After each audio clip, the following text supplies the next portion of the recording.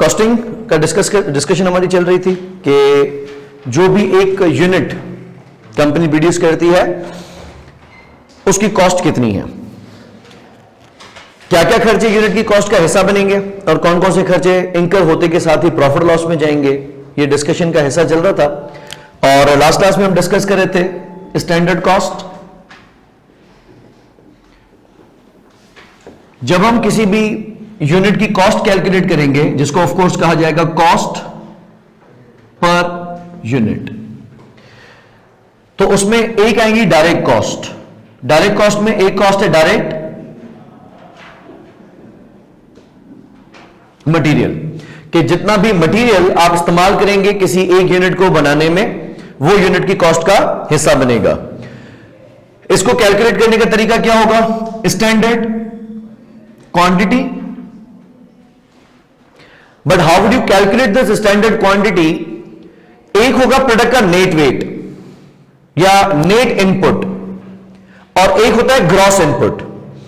जितना आप gross input करेंगे उस पे एक परसेंटेज ऑफ लॉस अप्लाई होगा।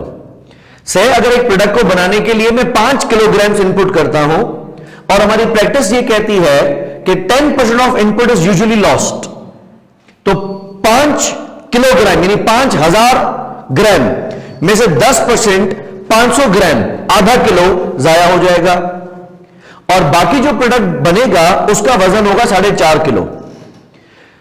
लगाएंगे 5 किलो, आउटपुट आएगा 4.5 किलो, कस्टमर को देंगे 4.5 किलो जो बना है, लेकिन खर्चा हमारा हुआ 5, तो लगाएंगे कितना? 5 किलो का, यानी inclusive of normal loss. So how would you calculate this standard quantity? ये कैलकुलेट करने का तरीका होगा कि जितना भी नेट इनपुट है उसको हम मल्टीप्लाई करेंगे 100 से और डिवाइड करेंगे 100 माइनस लॉस से। व्हाट वी विल अज्यूम कि ये जो नेट वेट है ये 90% है। इनपुट 100% था, 10% जाया हो गया, जो 4.5 किलो है ये 90% है। तो 4.5 किलो को डिवाइड करेंगे 90 से, मल्टीप्लाई करेंगे 100 से, तो हम वापस 5 किलो पे पहुंच जाएंगे। ये हो गया स्टैंडर्ड क्वांटिटी। और उसको मल्टीप्लाई करेंगे स्टैंडर्ड रेट पर किलोग्राम। जरूरी नहीं है कि इनपुट किलोग्राम्स में हो, लीटर्स में भी हो सकता है। सही है? तो लिक्विड हो या सॉलिड हो, जिस तरह का भी इनपुट है आप उसको अकॉर्डिंगली मेजर करेंगे। दूसरा, यूनिट को बनाने में काम करता है लेबर। तो हमने खर्चा लगाया डायरेक्ट लेबर का। लेबर को कंपनी मुख्तलिफ तरीकों से रेम्यूनरेट करती है। मोस्ट कॉमनली जो हमें एग्जाम्स में दिया जाएगा that would be hourly system. Labour जितने घंटे काम करेगा उतने घंटों की हम लेबर को करेंगे पेमेंट, लेकिन लेबर को जितने घंटे की पेमेंट की जाएगी उतने घंटे काम करे ऐसा जरूरी नहीं होता। उसमें शामिल होता है एक non productive time, idle time. तो हमने रखा स्टैंडर्ड टाइम और यह कैलकुलेट करने का तरीका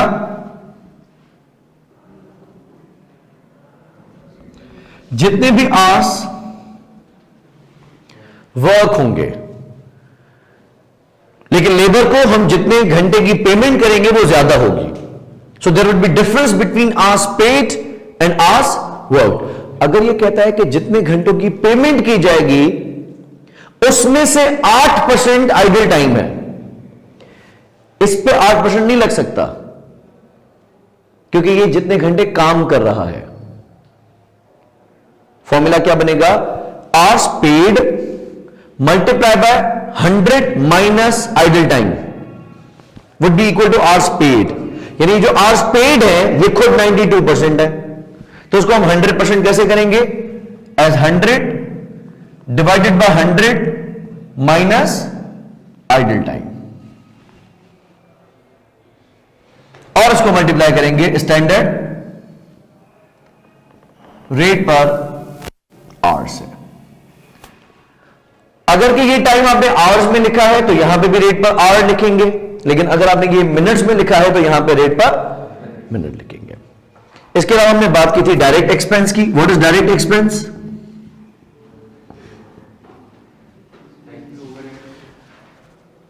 डिफरेंट। अभी डायरेक्ट एक्सपेंस वो है जो किसी एक इजाफी यूनिट की बनाने की वजह से आए, लेकिन ना वो मटेरियल हो ना वो लेबर हो। तो ट्रेडिशनली बड़ा फजूल सा सवाल किया जाता ना, पाकिस्तान किसने बनाया? तो हम सब कहते हैं कायदे आज़म मोहम्मद अली जिन्ना ने। फिर सामने नहीं मजदूरों ने बनाया। So one who generated idea and one who executed. हम कहते हैं किसने बनाया, तो हम आइडिया दे रहे हैं कि बेसिकली किसका आइडिया था। अब मजदूरों को दीवारें तो नहीं चुनाई कि बॉर्डर ही बना दिया, बाकी तो चीजें पहले ही तैयार थी, लेकिन कहा जाता है कि नहीं मजदूरों ने बनाया। अब लेबर को नहीं कह सकते ना। मैंने एग्जांपल क्या दी थी कि अगर एक डिजाइनर है उसको हम पे करते हैं रॉयल्टी, या एक कंसल्टेंट है जिसको हम डायरेक्टली एक इजाफी यूनिट के पीछे खर्चा पे करेंगे। अगर के स्टैंडर्ड यूनिट्स हैं तो शायद खर्चा एक ही बार पे किया जाए। लेकिन मिसाल हम बनाते हैं फ्लैट्स, हम बनाते हैं बंगलोज, प्लॉट कस्टमर का या प्लॉट भी हम खरीदेंगे और उस पर बंगलो भी हम कंस्ट्रक्ट करेंगे, और उसके बाद वो बंगलो एज ए यूनिट किसी भी कस्टमर को अच्छा लगेगा हम उसको बेच देंगे। हम ये कैलकुलेट करेंगे कि एक बंगलो या एक घर तामीर करने में हमारी कॉस्ट कितनी आई, तो that unit is a unit. उसमें मटेरियल कितना लगेगा, सीमेंट, सरिया, रेती, बजरी एटसेट्रा। उसमें लेबर कितना काम करेगा, जो मिस्त्री काम करेंगे, जो मजदूर काम करेंगे, टाइल वाला काम करेगा, प्लम्बर काम करेगा, इलेक्ट्रिशियन काम करेगा, ये सब लेबर है। लेकिन जो आर्किटेक्ट है, जो इंजीनियर है, जिसने इसका पूरा नक्शा ड्रॉ किया है, और वो वक्तन फवक्तन आके चेक करेगा कि क्या construction as per map, as per drawing execute हो रही है या नहीं हो रही है। तो हम जो कॉलम बनाते हैं, हम जो बीम बनाते हैं, जो सरिया बिछाते हैं, उसमें कितने कितने इंचेस का गैप दिया जाएगा, सरिया कैसे बिछाया जाएगा, सरिया कैसे बिछाया जाएगा, ये तमाम चीजें किसी का आइडिया है। और उस इंजीनियर को भी हम हर एक बंगलो के पीछे कॉस्ट पे करते हैं, लेकिन इंजीनियर इज नॉट लेबर। लेकिन वो खर्चा डायरेक्टली एक इजाफी बंगलो बनाने की वजह से आ रहा है। रॉयल्टी नहीं है, उसको हम कंसल्टेंसी पे करते हैं। रॉयल्टी क्या होता है कि मैंने example the, let's assume sofa का, हम एक फर्नीचर कंपनी है, लेकिन फर्नीचर कंपनी को पता है कि हमारी कामयाबी का राज अच्छे अच्छे डिजाइन्स हैं। अगर हम बहुत ही आउटस्टैंडिंग डिजाइन कस्टमर्स को देते हैं तो कस्टमर ज्यादा से ज्यादा फर्नीचर बाय करेगा, क्योंकि कस्टमर फर्नीचर बाय करने के साथ उसकी पायदारी तो देखता है, रिलायबिलिटी तो देखेगा, पैसे तो देखेगा, साथ ही साथ उसकी खूबसूरती भी देखेगा। लेकिन उसका डिजाइन बनाएगा कौन? जो लेबर है, जो वाडा है, वो तो कहेगा भाई मुझे जैसा बोलोगे बना दूंगा। लेकिन एक डिजाइनर है, वो एक आइडिया जनरेट करता है कि अगर इस तरीके से डिजाइन बनाया जाए, इस कलर से इसको फैब्रिक दिया जाए, या यहां पे जूट लगाया जाए, यहां पे फैब्रिक लगाया जाए, यहां पे लेदर लगाया जाए, वो आइडिया किसी एक डिजाइनर ने दिया है। अगर कि डिजाइनर आपका हायर्ड है तो वो डिजाइन बनाता जाएगा, आपको जो समझ में आ जाएगा बनाते जाओगे। लेकिन बाज़ हां ये डिजाइनर इंडिपेंडेंट होते हैं। आप और मैं तो इतना ज्यादा इसमें एक्टिव नहीं होते, लेकिन अगेन खवातीन जो टेक्सटाइल के मैटर में बहुत एक्टिव होती हैं, इनको पता होता है कि जो डिजाइनर है वो कभी कौन से ब्रांड के साथ काम करता है, कभी कौन से ब्रांड के साथ काम करता है। तो सानिया मस्कटिया एक बड़ी डिजाइनर है, उसके डिजाइन्स कभी अलकरम लॉन्च कर रहा होगा, कभी लेट्स से गुलैमत लॉन्च कर रहा होगा, कभी वो किसी टेक्सटाइल के पास, कभी वो किसी टेक्सटाइल के पास। लेकिन वो सानिया मस्कटिया जाहिर सी बात है किसके पास जाएगी, क्योंकि उसका दिमाग काम कर रहा है। वो कपड़े नहीं बना रही है, वो डिजाइन बना रही है, वो एक फैशन डिजाइनर है। वो कंपनी हर एक यूनिट बिकने पर या हर एक यूनिट बनने पर खर्चा पे करेगी सानिया मस्कटिया को। Getting my point? That is referred as royalty. एक ऑथर है, मुझे पता है कि बहुत आउटस्टैंडिंग इसकी राइटिंग है, कंटेंट बड़ा जबरदस्त बनाता है, मैं उसको साइन कर लेता हूं कि आप जो भी कंटेंट लिखेंगे पब्लिश मैं करूंगा। एक कॉलमिस्ट है, मेरा न्यूज़पेपर उस कॉलमिस्ट को साइन कर लेता है कि कॉलम आप लिखोगे, पब्लिश मैं करूंगा।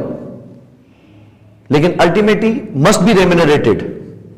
अगर मैं उसको अच्छा पे करता हूं, उसका कॉलम जितना कामयाब होता है, आजकल तो देखो जो ब्लॉग्स हैं, एक वीडियो लॉग्स बनते हैं, एक ब्लॉग्स बनते हैं। तो ब्लॉग में क्या होता है, अगर कोई कंटेंट राइटर है, बहुत अच्छे टॉपिक के ऊपर और अच्छी रिसर्च करके कंटेंट पब्लिश करता है, तो जो ब्लॉगिंग वेबसाइट्स हैं वो उस ब्लॉगर को बहुत अच्छा अमाउंट पे करती हैं। तो पब्लिश तो हम कर रहे हैं, लेकिन उस ब्लॉगर को एक अमाउंट पे किया जाता है। तो वो कंसल्टेंसी भी हो सकती है फीस, या वो रॉयल्टी भी हो सकती है। लेकिन ना हम इसको मटेरियल कह सकते हैं, ना हम इसको लेबर कह सकते हैं, लेकिन आ रही एक इजाफी यूनिट बनाने की वजह से ही है। क्लियर? इसके अलावा हम रखते हैं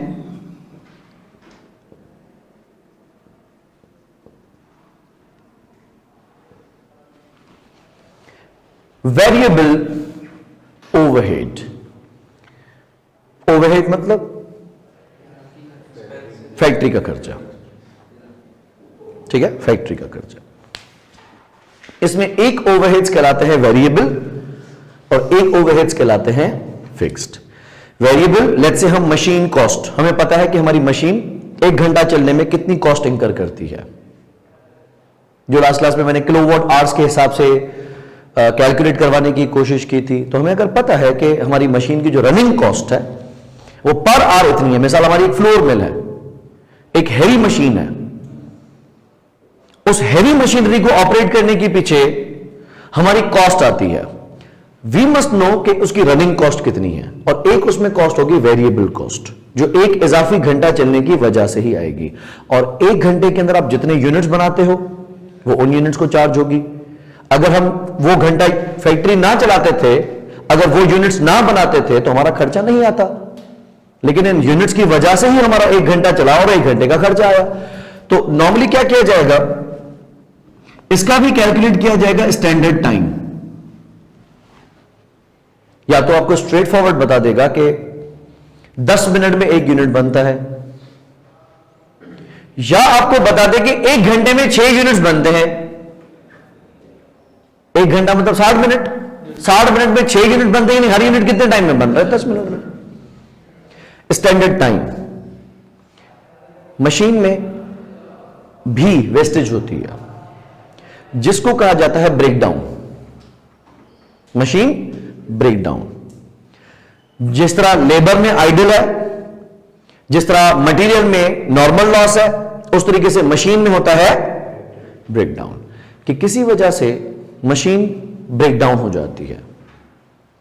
अक्सर वो खर्चा जो लॉस है कंपनी का, वो भी यूनिट को चार्ज किया जाता है। अगर नॉर्मल है, अगर पार्ट ऑफ प्रोसेस है। अज्यूम एक मशीन, हम चलते के साथ ही उसमें इनपुट नहीं दे सकते। हम मशीन को चलाएंगे, उसको 8 से 10 मिनट छोड़ना पड़ेगा। जब वो रवा हो जाएगी, जब उसकी आवाज चेंज हो जाएगी, उसके बाद हम उसको इनपुट देना शुरू करेंगे। तो जो 8 मिनट चलने का खर्चा था वो कौन भरेगा? अगर वो नॉर्मल है, जिस तरह जनरेटर होता है इवन, तो उसूलन हमें क्या करना होता है, जनरेटर को स्टार्ट करते ही लोड नहीं देना होता। चौक पे चढ़ाएंगे, फिर छोड़ेंगे, थोड़ी देर के बाद उसकी आवाज चेंज होगी, वो गर्म होगा, हीटअप होगा। इवन गाड़ी, सिंपल कार भी स्टार्ट की जाती है, स्पेशली सर्दियों में, तो सेल्फ मारने के साथ गियर नहीं मारना होता। सेल्फ मार के थोड़ी देर छोड़ते हैं कि ऑयल उसका अपनी जगह पे आ जाए, गाड़ी आवाज चेंज कर दी, आरपीएम नीचे गिराएगी, उसके बाद हम गियर मारेंगे। तो जो वेस्टेज है ब्रेकडाउन, वो भी हम यूनिट को चार्ज करते हैं। फेयर। तो मशीन जितना टाइम एक यूनिट को बनाने में लगाएगी, और मशीन 1 घंटा चलने में कितनी कॉस्ट इंकर करती है। सो लेट्स से अगर हमारी एक कॉटन फैक्ट्री है, हम फसल उठाते हैं, कॉटन फुट्टी, और उसको हम जिनिंग करते हैं। एक मशीन होती है जिनिंग। नॉर्मली क्या करता है जो कॉटन निकलती है जमीन में से, फुट्टी, उसको उसमें से एक कॉटन निकलती है और उसका एक बीज निकलता है। बीज को मजीद प्रोसेस करके उसमें से ऑयल निकाला जाता है। जिस तरह हम सनफ्लावर ऑयल कंज्यूम करते हैं अक्सर घरों में कुकिंग ऑयल की हैसियत में, ओलिव्स में से ऑयल निकाला जाता है, या सरसों में से ऑयल निकाला जाता है, उस तरीके से उसमें से भी एक ऑयल निकाला जाता है। उसका जो हार्ड सॉलिड पार्ट होता है वो जानवरों के खाने में इस्तेमाल होता है, और जो उसमें से लिक्विड निकलता है वो एक ऑयल की हैसियत में यूज होता है। जो उसमें से कॉटन निकलती है वो जाती है spinning mill and textile mill को, और टेक्सटाइल मिल उस कॉटन में से कपड़ा बनाती है या धागा बनाती है। ये एक पूरा चेन है, पूरी एक सप्लाई है। हमें पता होना चाहिए कि हमारी जो जिनिंग मशीन है एक अगेन हेवी मशीन है, वो कोई सोलर पे या जनरेटर पे नहीं चल सकती। उसके लिए हमें वापडा का ट्रांसफार्मर सेपरेट लेना पड़ेगा 50 केवी का, और पता है बहुत बड़ा लोड है हमारी कंपनी के ऊपर। वी मस्ट नो कि 1 घंटा जिनिंग की कॉस्ट कितनी है, और 1 घंटे के अंदर हम कितने टन या कितने किलो कॉटन की जिनिंग कर सकते हैं। We can assign the cost to each kilogram और ईच टन जिंड वेरिएबल। इन सबको हमने कहा डायरेक्ट कॉस्ट या प्राइम कॉस्ट। यहां तक हम चाहे किसी भी स्कूल ऑफ थॉट से ताल्लुक रखते हो, अब तक मैंने आपको 2 नाम बताए हैं, एक मार्जिनल कॉस्टिंग का स्कूल ऑफ थॉट बताया है, एक एब्जॉर्प्शन कॉस्टिंग का। यहां तक दोनों कहते हैं कि भाई हम भाई हैं। अब आता है दरार, लड़ाई। लड़ाई किस बात पे है कि फिक्स्ड फैक्ट्री ओवरहेड। ओवरहेड का मकसद है तो खर्चा फैक्ट्री का, लेकिन अब के बाद ये खर्चा क्या है, फिक्स्ड है। इसको फैक्ट्री कहें या मैन्युफैक्चरिंग कहें,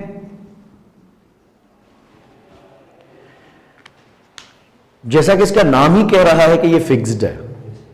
फिक्स्ड मकसद that remains same regardless of level of output. तो मार्जिनल कॉस्टिंग तो कहता है कि this is periodic cost. In the month of February ये खर्चे जितने भी आप करेंगे वो फेब्रुअरी में बनने वाले आउटपुट की कॉस्ट का हिस्सा बनेंगे। फिर पूछा जाएगा कि फेब्रुअरी के आखिर तक कितने यूनिट्स बिक गए और कितने यूनिट्स बच गए। इन्वेंट्री उसको नहीं कहा जाता जो खरीदी जाए, इन्वेंट्री उसको कहा जाता है जो बच जाए। मिसाल आपने डबल एंट्री अगर इंट्रोडक्शन टू अकाउंटिंग में आप पढ़ी हो, मैं आपसे पूछूं कि हम सप्लायर से अगर क्रेडिट पे इन्वेंट्री बाय करते हैं, इन्वेंट्री का मकसद ऐसे क्या होता है, बॉट फॉर रीसेल। तो एक होता है करंट एसेट, एक होता है नॉन करंट एसेट। वो जो इस्तेमाल के लिए खरीदी गई हो वो नॉन करंट है, और जो रीसेल के लिए खरीदी गई हो वो करंट है। अगर हमने सप्लायर से 7 लाख रुपए की इन्वेंट्री क्रेडिट पे परचेज की है, डबल एंट्री क्या पास करते हो?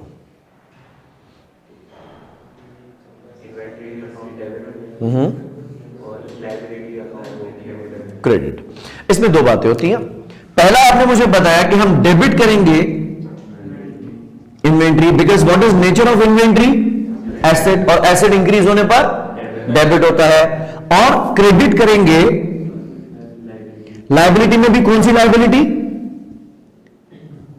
उसका नाम होता है ट्रेड पेएबल।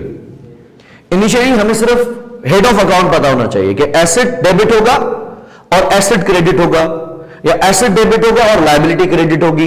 लेकिन बाद के फेज में एसेट में भी कौन सा एसेट और लायबिलिटी में भी कौन सी लायबिलिटी, तो इस लायबिलिटी को हम नाम देते हैं ट्रेड पेएबल। पेएबल मतलब सप्लायर जिससे हम रेगुलर परचेजेस करते हैं उसको हमने पे करना है। तो आपकी बात ये ठीक है कि हमने डेबिट करना है एसेट इन्वेंट्री, क्रेडिट करना है लायबिलिटी। बस 7 lakh 7 lakh.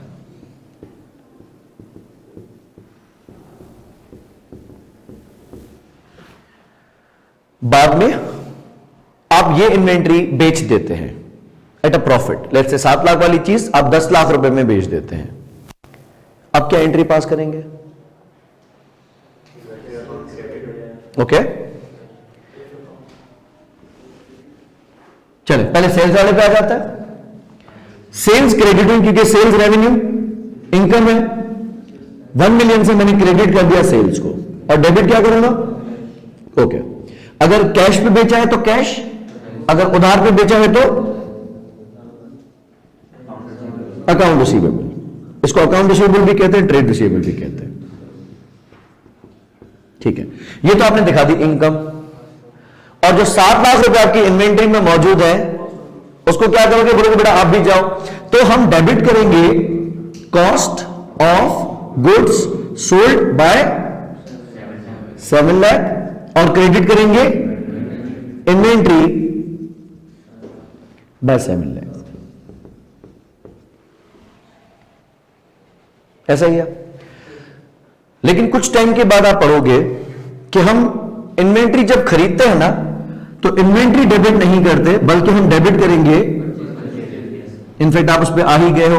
Now what is difference between inventory and purchases? Good. Inventory की नेचर एसेट की है और परचेजेस की नेचर एक्सपेंस की है। अगर मैं इन्वेंट्री को खरीदने के टाइम पे ही एक्सपेंस बोल दूं तो उसूलन तो ये गलत है, क्योंकि आप इसको खर्चा तब तक नहीं मान सकते जब तक ये आपको अपना फायदा नहीं दे देता। अभी तो आपने सिर्फ खरीदा है ना, इसको खर्चा मानना बेशक, लेकिन कब मानना? जिस तरह आप पहले कर रहे थे कि जब इन्वेंट्री को खरीदा गया तो आपने इन्वेंट्री को डेबिट किया और जब बिकी तो इन्वेंट्री को क्रेडिट करके प्रॉफिट लॉस में भेज दिया। भाई जाना तो सबको एक्सपेंस में है, हर एसेट को एक्सपेंस बनना है, डेबिट तो होगा ना, लेकिन कब होगा?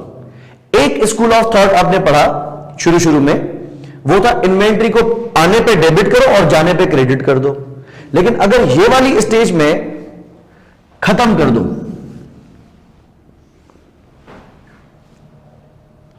तो मैं डायरेक्ट एक्सपेंस कर दूं और क्रेडिट पेएबल कर दूं। पहले इन्वेंट्री को डेबिट किया, फिर इन्वेंट्री को क्रेडिट कर दिया, तो भाई जब क्रेडिट ही करना था तो डेबिट क्यों किया? हम कहेंगे वक्त वक्त का फर्क है। जब खरीदी थी तो इन्वेंट्री को डेबिट किया और जब बिकी तो उसको क्रेडिट किया। दूसरा सिस्टम आता है ईयर एंड सिस्टम, ये जिसको हम कहते हैं पीरियोडिक सिस्टम। वो कहता है कि यार ये बार बार डेबिट क्रेडिट के झंझट से जान छुड़ाओ। आप इन्वेंट्री को जब खरीदें तो उस ही टाइम उसको एक्सपेंस मान लें। अब मेरा ये कॉन्सेप्ट बोल रहा है कि इन्वेंट्री वो नहीं होती जो खरीदी जाती है। एग्जैक्टली, इन्वेंट्री वो होती है जो बच जाती है। पूरे फरवरी में आपने ऐसे करके कोई 40 लाख रुपए की इन्वेंट्री खरीद ली, लेकिन 40 के 40 लाख रुपए को आपने सीधा प्रॉफिट लॉस में एक्सपेंस कर दिया। बिकॉज परचेजेस कहां जाती है? जब हम कॉस्ट ऑफ गुड्स सोल्ड बनाते हैं तो ओपनिंग इन्वेंट्री प्लस परचेजेस, जितनी ज्यादा परचेजेस उतनी ज्यादा कॉस्ट ऑफ गुड्स सोल्ड। यानी मैं इन्वेंट्री को आते के साथ ही एक्सपेंस में भेज रहा हूं, जो कि लॉजिकली गलत है। फिर हम कहते हैं कि देखें, इंसाफ करेंगे, ना इंसाफी नहीं होगी। हम फरवरी के आखिर में अब गिनेंगे कि मेरे पास कितना स्टॉक नहीं बिक सका, जो बच गया, उसको हम कहते हैं क्लोजिंग स्टॉक। और हम क्लोजिंग स्टॉक की एंट्री पास करते हैं as debit inventory and credit cost of goods sold, क्योंकि closing inventory cost of goods sold से माइनस की जाती है।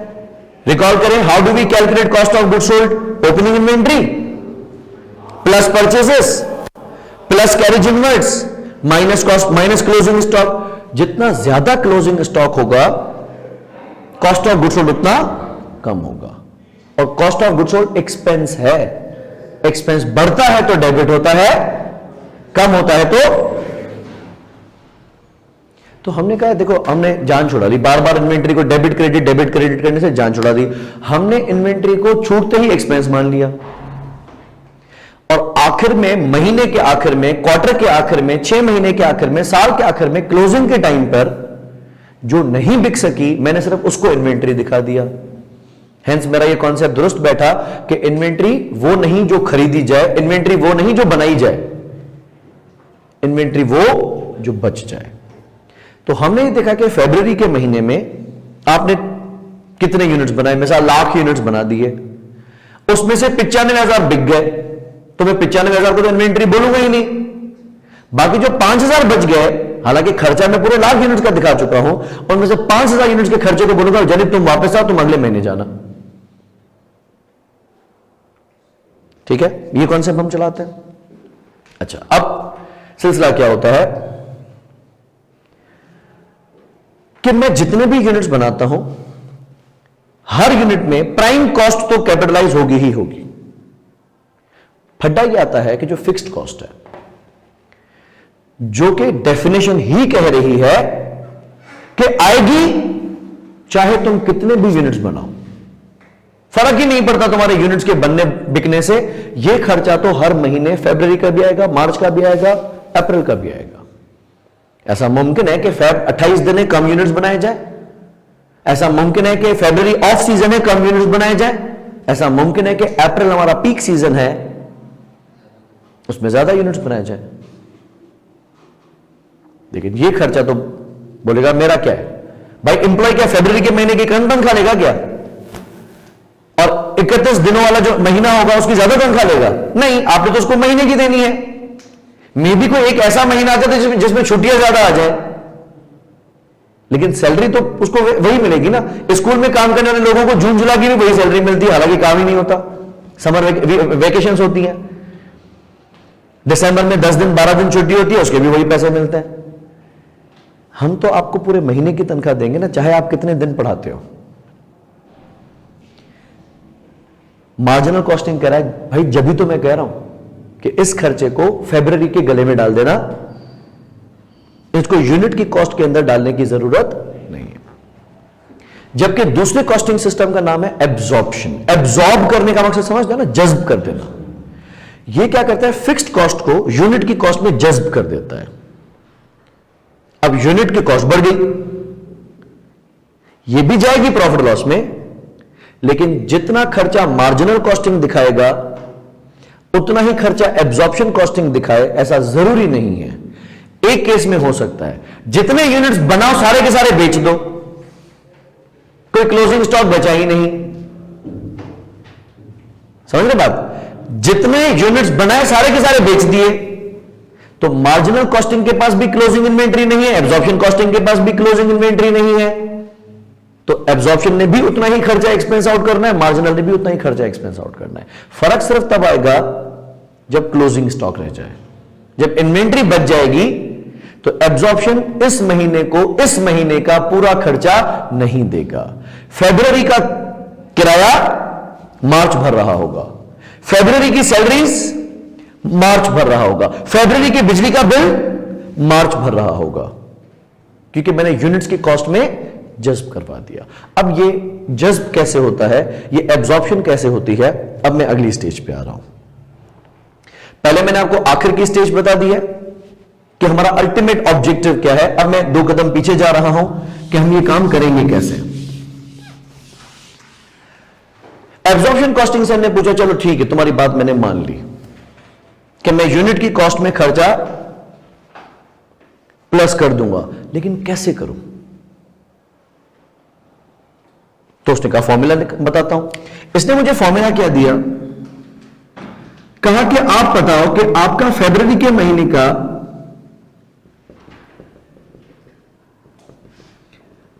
फिक्स खर्चा होगा कितना। ऑब्वियस है, फरवरी की शुरुआत में तो मैं अंदाजा ही बोल सकता हूं,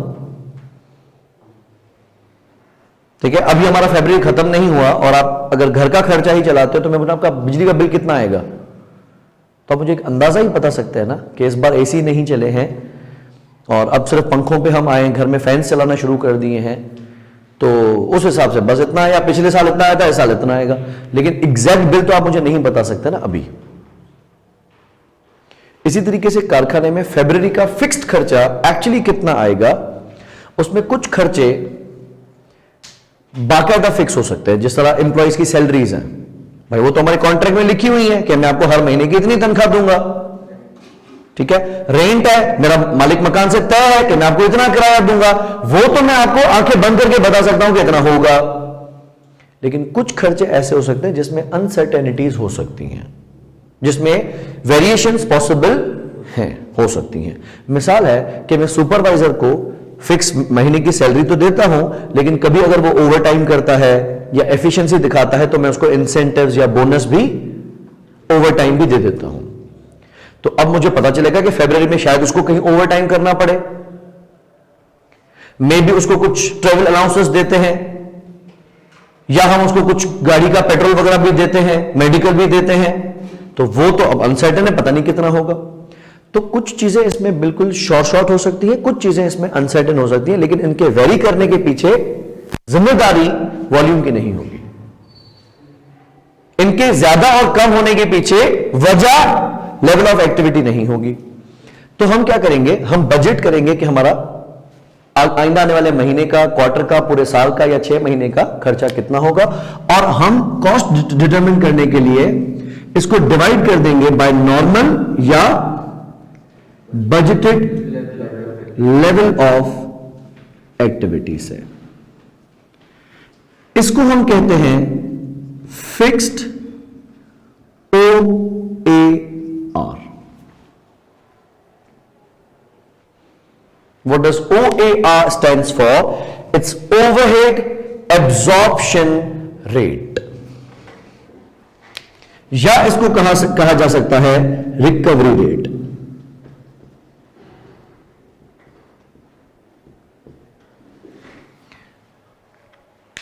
फिक्स्ड ओवरहेड एब्जॉर्प्शन रेट। लेकिन इंसाफ के तकाजे पूरे होने चाहिए। अगर 5 दोस्त आउटिंग पे जाते हैं खाना खाने, बिल कैसे तकसीम होना चाहिए? हाँ, उसूलन नहीं होना चाहिए, किसी एक के गले में आनी चाहिए, लेकिन ये इंसाफ नहीं है। अगर कोई ट्रीट है, गलती कर दी पैदा होके, बर्थडे है उसका, तो चलो ठीक है, उस पर जुर्माना बनता है, उसको ट्रीट देनी चाहिए, या उसका रिजल्ट बहुत अच्छा आ गया है, नहीं ये गलती नहीं हुई है, लेकिन ट्रीट ना देके गलती की है।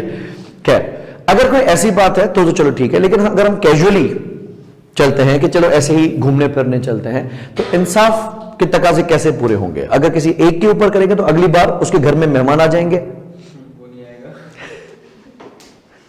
सही है, उसको अब्बा नहीं छोड़ेंगे, या इन टाइम पे फोन नहीं उठाएगा, कोई ना कोई मसला आ जाएगा और चलूंगा नहीं, गले में डाल देता है। लेकिन अगर हम ये कहें दोस्ती ऐसी रखो कि हर बार खुशी से चले, ठीक है, तो खर्चा सब पे आना चाहिए। अच्छा, तो अगर आप 5 दोस्त आउटिंग पे जाते हैं और लेट्स से 2,500 रुपए का बिल आ जाता है, एक कढ़ाई मंगवा लेते हैं, नान सलाद रायता खा के आ जाते हैं, how should that bill be divided? Divided by 5। अब इसको बास सिस्टम में कहा जाता है, ये अमेरिकन सिस्टम है, या बास कहा जाता है, ये डच सिस्टम है। डच सिस्टम में हम क्या कर रहे हैं, बिल को तकसीम कर रहे हैं बाय 5, लेकिन ये हर बार जस्टिफाइबल नहीं होता। मिसाल, अगर हम एक ऐसे रेस्टोरेंट पे जाते हैं जहां पे 1% की सर्विंग होती है, मिसाल आप मिर्ची 360 पे चले जाते हैं और वहां पे वो सर्विंग देते हैं इतनी कि एक एक बंदा खाएगा, तो कोई कहता है यार मैं जिंगर खा लूंगा, कोई कहता है मुझे चिकन मायो गार्लिक रोल खाना है, सही है, कोई कहता है मैं सिंधी बिरयानी मंगा लेता हूं, कोई कहता है मैं चाइनीज शाशलिक राइस खा लेता हूं, अलग अलग चीजें मंगवा लेते हैं। ऑफ कोर्स इसमें से कोई चीजें ऐसी हैं जो बिल्कुल सस्ती हैं, ठीक है, और कोई कहता है यार नहीं मजा नहीं है, कल भी 2-3 दिन से लगातार बाहर का खा रहा हूं, मैं कोई सब्जी मंगा लेता हूं। कोई कहता है मैं डाइट पे हूं, सही है, मेरे लिए जहर है, जिम जाता हूं, इंस्ट्रक्टर ने मना किया है और मेरा चीट डे नहीं है आज। वो कहेगा मैं बारबेक्यू खा लेता हूं, और कोल्ड ड्रिंक तो मेरे लिए जहर है। और कोई बंदे ऐसे बैठे कि हर निवाले के पीछे गुड़क, निवाले के पीछे गुड़क, और इतनी कोल्ड ड्रिंक पीने के बाद वो चाय भी पिए क्या? और वो जो जिम जाने वाला बंदा बोला ना मैं चाय पीऊंगा ना मैं कोल्ड ड्रिंक पीऊंगा, ये तो। लेकिन अगर ये बिल भी हम 5 लोगों पे तकसीम करते हैं तो is it fair? This is not fair. तो फिर कैसे डिवाइड होना चाहिए? हम तो कह रहे हैं अब दोस्ती है, क्या 100-200 को देखें, खैर है डिवाइड कर लो। लेकिन अगर हम बिल्कुल फेयर चले तो how should that be divided? या तो आप डेटा रखो अपने पास कि किसने क्या क्या मंगवाया है। अगर कि डायरेक्टली ट्रेसेबल है कि भाई आपने 2 मायो गार्लिक रोल खाए थे, आपने एक जिंगर खाया था, आपने मलाई बोटी खाई थी, अब बोले सब नाम ऐसा ले रहे, घर नहीं जाएंगे अभी सीधा फिर 360 जाएंगे। ओके, सो अगर हम ट्रेस करते हैं कि किसने क्या मंगवाया है और बिल में देखा कि किसमें क्या है, तो हर किसी को अपना अपना भरना चाहिए, लेकिन that would be direct. That would be direct. जो इनडायरेक्ट कॉस्ट है ये हम कैसे तकसीम करें? मिसाल के तौर पे मैं फॉर्मूला देता हूं, हम 5 दोस्तों का वजन करवा लेते हैं। भाई हमारे एक साइकी है कि जो हेल्दी होता है वो ज्यादा खाता है, हालांकि हकीकत नहीं है, ऐसे ही बदनाम है। आप में से कोई बदनाम भी नहीं लग रहा हम ऐसे ही बदनाम होते हैं। कुछ लोग होते खाते सही वाला है, ज्यादा पता नहीं क्या है लगता नहीं है, और कुछ ऐसे होते हैं जो थोड़ा भी खाएंगे तो अगले दिन पता चल जाएगा कि बाहर गए थे खाने के लिए, तो हमको तो पानी भी लग जाता है। यस, अच्छा, अब सिलसिला है कि हम अगर ये कहें कि वजन करवा लेते हैं, फिर हम बिल को ना 5 दोस्तों के वजन पे डिवाइड कर लेंगे, तो हमारी बिल की कॉस्ट आ जाएगी पर किलोग्राम, जिसके जितना वजन होगा उसे मल्टीप्लाई करते जाएंगे, उस पर उतना बिल आ जाएगा। लेकिन अगर हम उस फॉर्मूला पे जा रहे हैं कि जो वजन में ज्यादा है वो ज्यादा खाता है, तो हमारा ये फॉर्मूला वर्क कर सकता है। इस केस में हम लेवल ऑफ एक्टिविटी किसको रखें, यानी तकसीम किससे करें, नंबर ऑफ पर्सन से, ठीक है, या चलो हम कुछ ऐसा डिश मंगवाते हैं जो जनरल पड़ा हुआ है, कढ़ाई मंगवा ली। अब कढ़ाई भी खर्चा तो चलो कॉमन है, लेकिन सबने बराबर तो नहीं खाई होगी। अब यह खर्चा तकसीम कैसे किया जाए, या तो हम रोटियां गिने कि किसने कितनी रोटियां खाई, या तो बोटियां गिने सही है, ऐसा ना उसको पता हो रोटियों पे डिवाइड हो तो रोटी साइड करके रुकी रुकी खाना शुरू कर देगा या भर भर के खाना शुरू करेगा। But that may be possible कि हम अगर जस्टिफाई करना चाहें तो डिवाइडेड बाय 5 नहीं लगना चाहिए। कोई बोलेगा मैं तो पहले से बोल रहा था, मैंने खाना खा लिया था, आप लोगों ने ऐसे ही बोला कि चल आउटिंग कर लेते, मैं तो ऐसे ही आ गया था मैं तो खाई दोनों वाले, आप लोग खा रहे थे तो बस ऐसे मैंने चख लेता हूं कि ब्रोई की कढ़ाई कैसी है, बड़ी तारीफ सुनी है, लेकिन पेट मेरा भरा हुआ था। आप लोगों तो कोई जन्मों जन्मों के भूखे आए थे, 5 बंदे 2 फुल कढ़ाइयां खा गए। How should that be divided, यानी लेवल ऑफ एक्टिविटी में जो बेस बनाओगे वो किसको बनना चाहिए, should that be number of units. ऐसा मुमकिन है कि एक ही कारखाने के अंदर हम 3 प्रोडक्ट्स बनाते हैं, प्रोडक्ट एक्स भी बनाते हैं, वाई भी बनाते हैं, जेड भी बनाते हैं। प्रोडक्ट एक्स कंपैरेटिवली हल्का है, वो 1 घंटे में तैयार हो जाता है। प्रोडक्ट वाई बनने में 3 घंटे लेता है, और प्रोडक्ट जेड बनने में 5 घंटे लेता है। अगर मैं 10,000 यूनिट्स एक्स के, 10,000 यूनिट्स वाई के और 10,000 यूनिट्स जेड के बनाता हूं, और अगर मैं पूरे कारखाने के खर्चे को 30,000 यूनिट से डिवाइड कर लेता हूं, that may not be justifiable, because इस केस में आप 1 unit of X, 1 unit of Y और 1 यूनिट ऑफ जेड को बराबर कॉस्ट दे रहे होंगे, जबकि होना क्या चाहिए, 10,000 units of X multiply by 1 hour per unit, 10,000 घंटे लेगा X. 10,000 units of Y multiply by 3 hours per unit, 30,000। 10,000 units of Z multiply by 5 hours per unit, 50,000। तो 50, 30, 10, 90,000। लेट्स अज्यूम अगर हमारी फैक्ट्री को ऑपरेट करने का खर्चा 18 लाख रुपए का 1 महीने का, तो हम 18 लाख रुपए के खर्चे को 90,000 के ऊपर कर देंगे डिवाइड, 20 रुपए पर आवर। व्हाट दैट 20 रुपए per hour would be termed as overhead absorption rate. और ये हमेशा क्या होता है, ये होता है प्री डिटर्मिन्ड। प्री का मकसद क्या है, एग्जैक्टली पहले से। एक होता है पोस्ट, एक होता है प्री। ये प्री डिटर्मिन्ड है, यानी फरवरी शुरू होने से पहले ही तय किया जा चुका कि फरवरी में बनने वाले हर यूनिट पे कितना खर्चा चिपकाया जाएगा। और ये जरूरी है, मैं फरवरी के खत्म होने का इंतजार नहीं कर सकता। अक्सर कॉस्टिंग के बेसिस पे प्राइसिंग की जाती है। अगर मुझे कॉस्ट ही नहीं पता तो मैं कीमत कैसे डिसाइड करूंगा, और मे भी मुझे ड्यूरिंग द मंथ कॉस्ट को रिवाइज करना पड़े। जिस तरह आपके पेट्रोल की कीमतें बढ़ गई, 12 रुपए 5 पैसे, शायद अब 161 162 रुपए का पेट्रोल हुआ। Government during the year, during the month compare कर रही होती है कि इंटरनेशनल मार्केट में पर बैरल की कीमत अगर $95 हो गई है, लेट्स से, बैरल में कितने गैलन होते हैं, गैलन में कितने लीटर होते हैं, उनकी रिफाइनिंग कॉस्ट क्या आती है, उस पर टैक्सेस क्या लगते हैं, उस पर लॉसेस क्या होते हैं, ये सारी चीजें मिला के हमने कैलकुलेट किया कि रिफाइनिंग कंपनी को कॉस्ट पर लीटर क्या पड़ रही है। और अगर इंटरनेशनल प्राइसेस महंगी हो गई और हम उसको 148 रुपए में चलाते हैं तो बारे में नहीं है, तो मजबूरन हमें अपनी प्राइसेस को बढ़ाना पड़ेगा।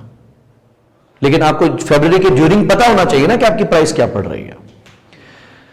यह प्री डिटरमिन्ड होता है। अब सिलसिला क्या होगा, हमने तय कर लिया कि हमारे कारखाने से गुजरने वाला हर यूनिट 20 रुपए फी घंटा भरेगा। हालांकि ये कॉस्ट आएगी पर आर नहीं, चाहे आप 90,000 से ज्यादा घंटे चला लो कारखाने को, ये 18 लाख रुपए का खर्चा 18 लाख का ही रहेगा। थोड़ा ऊपर नीचे हो सकता है, लेकिन वजह लेवल ऑफ एक्टिविटी नहीं होगी, ज्यादा घंटे चलना नहीं होगा। अब सिलसिला क्या होता है, यहां से हम बना लेते हैं इस महीने में 12,000 यूनिट्स ऑफ एक्स, और हर एक यूनिट ने वाकई में एक एक घंटा लिया। जैसे जैसे यूनिट बनता गया, हर एक यूनिट को 20 रुपए फी घंटा हम चिपकाते गए, लेते जाओ लेते जाओ लेते जाओ लेते जाओ लेते जाओ। और मैं रुक नहीं सकता था कि जब मैं देखा कि भाई इसके 10,000 पूरे हो गए, अब वाले को खर्चा ना दूं, ऐसा नहीं हो सकता। मैंने जिस तरह कहा था कि पिकनिक का कंट्रीब्यूशन हम लेते हैं, तो अगर 30,000 रुपए की मेरी ट्रांसपोर्टेशन कॉस्ट है और मेरा अंदाजा है, मैंने डिवाइड देखो किससे किया है, इसको हम बजटेड भी कह सकते हैं, इसको हम नॉर्मल भी कह सकते हैं। मैं फुल कैपेसिटी से डिवाइड नहीं करूंगा। अगर मेरी मशीन की कैपेसिटी 1,20,000 घंटे चलने की है, लेकिन जो प्रोडक्ट्स की डिमांड है उस हिसाब से मैं 90,000 घंटे एक महीने में चलाता हूं नॉर्मली। इससे ज्यादा भी चल सकती है किसी महीने में, और कम भी चल सकती है। तो मैंने कहा कि सीट्स तो 48 हैं, लेकिन मैं 48 बच्चों में डिवाइड नहीं करूंगा। मैंने डिवाइड किया 40 बच्चों के ऊपर, और फी बचा 750 रुपए की ट्रांसपोर्टेशन हमने चार्ज कर दी। जैसे हमने देखा कि 40 बच्चे तो हो गए हैं रजिस्ट्रेशंस, अब 4 बच्चे और आते हैं कि सर हम भी पिकनिक पे चलना चाह रहे हैं, उनसे क्या 750 रुपए ना लूं? मैं रुकूंगा नहीं, मैं लेता रहूंगा। कम होंगे या ज्यादा होंगे, अब वो फरवरी के आखिर में ऊंट करवट पर बदलेगा, पता चलेगा कि ये हुआ। फायदा भी हो सकता है, नुकसान भी हो सकता है। अगर आपने 90,000 से ज्यादा घंटे कारखाना चला लिया, तो आप 20-20 रुपए की रफ्तार तो चालू थी। और मिसाल ऐसा होता है कि आपने 1 लाख घंटे फैक्ट्री चला ली, 1 लाख घंटे मल्टीप्लाई बाय 20 रुपए घंटा, तो आपने तो 20 लाख रुपए एब्जॉर्ब कर दिए। एब्जॉर्ब कर दिए मतलब कहां भेज दिए? ये मैंने इन्वेंट्री की वैल्यू में डाल दी है। इनमें से जो बिक गए वो कॉस्ट ऑफ सेल में जाएंगे, जो नहीं बिकेंगे वो इन्वेंट्री में जाएंगे। बहरहाल कहने का लबो लबाब यह है कि 20 लाख रुपए डेबिट हो चुके हैं। फिर कॉस्ट ऑफ सेल यानी एक्सपेंस में हो या इन्वेंट्री में हो, लेकिन भाई डेबिट में कर चुका हूं। मैं रुक नहीं सकता था, क्योंकि हमारा प्री डिटरमिन्ड था कि हर चलने वाला खर्चा 20 रुपए मुझे देके जाएगा भत्ता। भाई मैं 20 लाख रुपए रिकवर कर चुका हूं, और फरवरी हो गया खत्म। अब सारी चीजें सामने आना शुरू हो गई हैं, प्रोमिनेंस में आना शुरू हो गई हैं, और मैं ये देख रहा हूं कि मेरे कारखाने का खर्चा 18,30,000 रुपए आया है। हालांकि मैंने सोचा 18 था, लेकिन कुछ खर्चे क्योंकि अनसर्टेन थे, तो एक्चुअल खर्चा आया है 18,30,000, जबकि मैं डेबिट ऑलरेडी कितने कर चुका हूं? 20 लाख। 1,70,000 का डिफरेंस है। ये 1,70,000 में इन्वेंट्री को वापस जाके फायदा नहीं दे सकता कि रुको रुको ये वापस ले जाओ। जिस तरह अगर मेरे पास 5 स्टूडेंट ज्यादा आ जाते हैं, तो 750 रुपए एक स्टूडेंट से अगर मैंने लिए, तो मैं शायद 3750 रुपए ज्यादा ले चुका हूं। 750 एक बच्चा, 2 हो गए 1500, 4 हो गए 3,000, 3,750 मेरे पास ज्यादा आ चुका है फेयर की मद में। मैं बच्चों को जाते हुए नहीं, रुको रुको अपने कुछ पैसे वापस है, भाई हो गया चलो जाओ, पिकनिक से मजा आया, घूम फिर के आ गए, अब कल से क्लासेस। ये मेरी बचत हो जाएगी। और अगर स्टूडेंट्स कम हो जाते थे, आप गिन तो नहीं रहे बस में कितने बच्चे बैठे थे, अगर कहानी उल्टी आ जाती थी, नंबर ऑफ स्टूडेंट्स कम हो जाते 40 से, तो मैं आपको ये नहीं कहता कि यार घूम फिर के तो आगे मजा आया ना, चलो एक काम करो 200 रुपए और दो। कस्टमर के देखो, हमारे यहां तो फिर भी एक बात हो सकती थी, लेकिन कस्टमर जो चीज लेके आगे बेच दी, उसने खा ली, अब उसको मैं कहां से ढूंढता फिरूंगा? यार तुमने सस्ते में ले लिया, मुझे तो महंगी पड़ गई चीज, पहले पता नहीं था, फैब खत्म हो तो पता चला। कस्टमर बोलेगा जानी नसीब, कभी तुम्हारा अच्छा होगा, कभी मेरा अच्छा होगा। हम ये खर्चा यूनिट की कॉस्ट में एब्जॉर्ब करेंगे।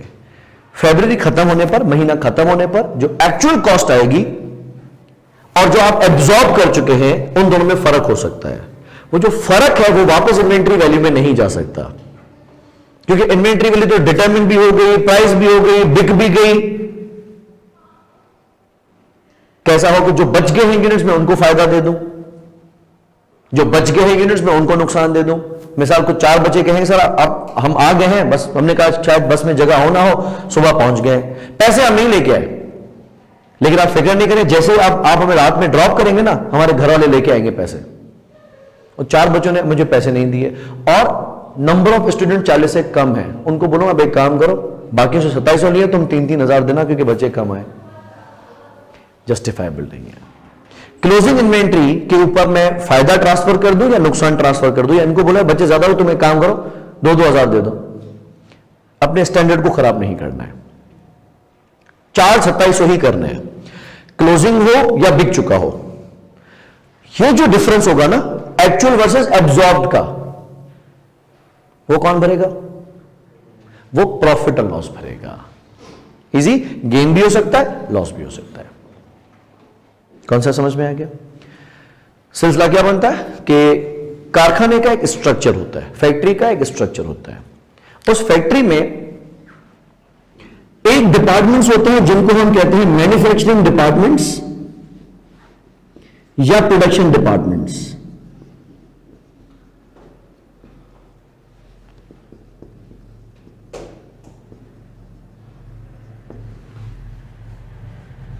और दूसरे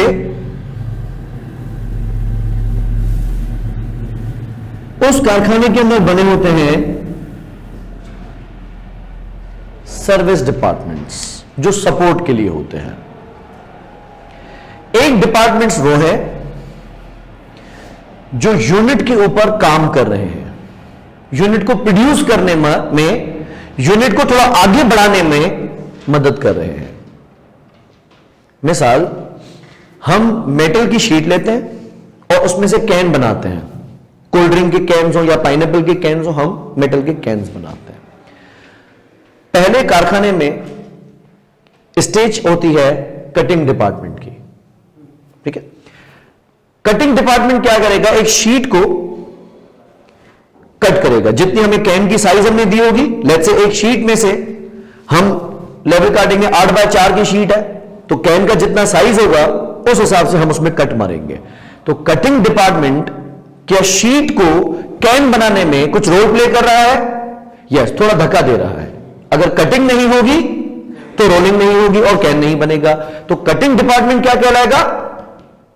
प्रोडक्शन डिपार्टमेंट, क्योंकि वो प्रोडक्शन में हाथ डाल रहा है।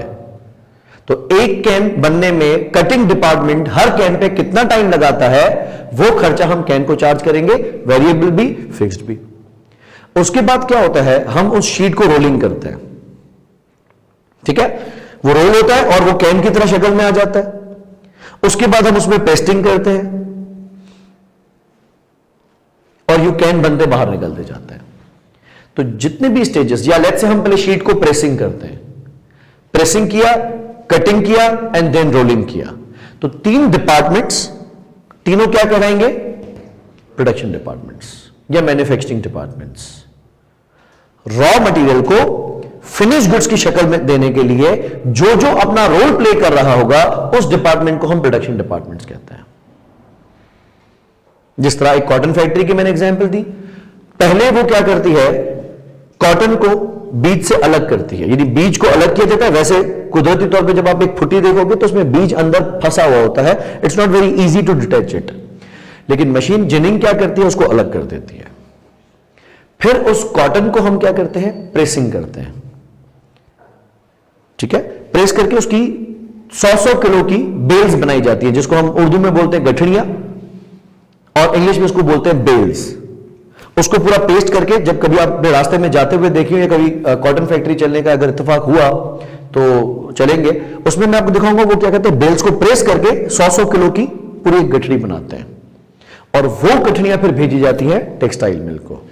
अब जो जो कारखाने का सिस्टम उस कॉटन बैल को बनाने में रोल प्ले कर रहा है, वो होगा मैन्युफैक्चरिंग का, जिसमें जिनिंग हो गया, जिसमें प्रेसिंग हो गया और जिसमें बाइंडिंग हो गया।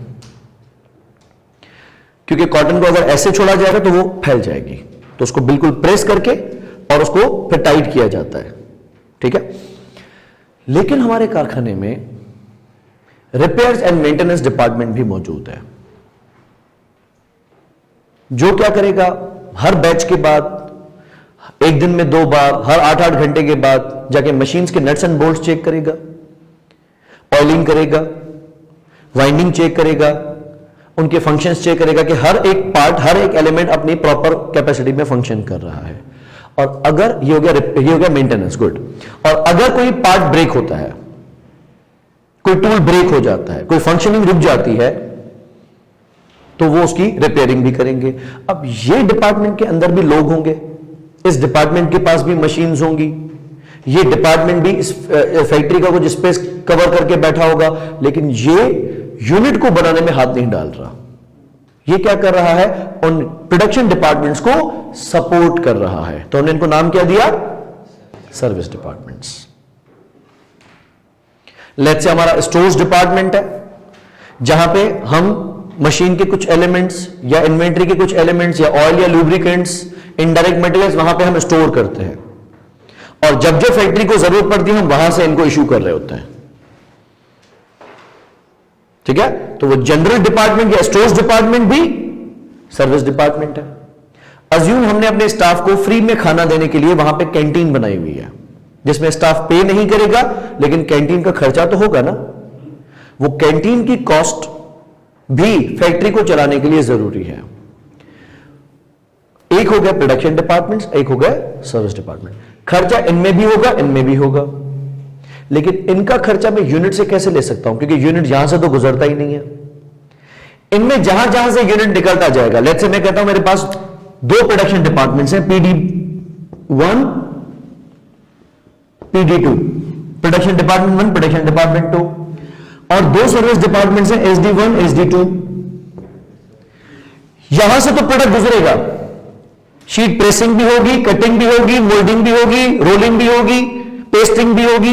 यहां से जो जो गुजरता जाएगा, ये अपना अपना खर्चा उसको चिपकाता जाएगा। कोई बोलेगा मेरा 15 रुपए का घंटा है, कोई बोलेगा 8 रुपए का घंटा है, कोई बोलेगा 20 रुपए का घंटा है, यूनिट को चार्ज करता जाएगा।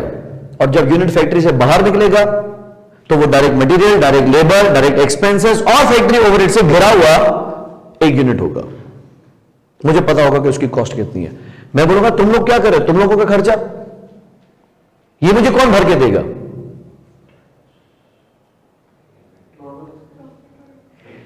इनका खर्चा हम प्रोडक्शन डिपार्टमेंट्स को ही चार्ज करते हैं। तो प्रोडक्शन डिपार्टमेंट अपना खर्चा भी रिकवर करेगा और सर्विस डिपार्टमेंट्स का खर्चा भी प्रोडक्शन डिपार्टमेंट रिकवर करेगा bye absorbing in a unit cost. यह सिलसिला कैसे किया जाएगा, अब हमारा अगला टॉपिक यह है, और अब हमारी कैलकुलेशन शुरू होने जा रही है। कॉन्सेप्चुअली अगर आपको आइडिया हो गया हो कि कॉस्टिंग में हम क्या उखाड़ने वाले हैं और क्या हमें करना है, पूरा आइडिया क्लियर हो गया। अब हम अपनी कैलकुलेशंस की तरफ मूव करेंगे, ठीक है। कंपैरेटिवली इजी कैलकुलेशंस हैं, लेकिन एग्जाम में आती हैं, तो ये अगर हम अच्छे से सीख गए तो हमारे 10 से 15 मार्क्स बड़े इजीली सिक्योर हो जाएंगे एग्जाम के अंदर, ठीक है। आज के लिए इतना ही, फिर इंशाल्लाह नेक्स्ट क्लास में मुलाकात करते हैं।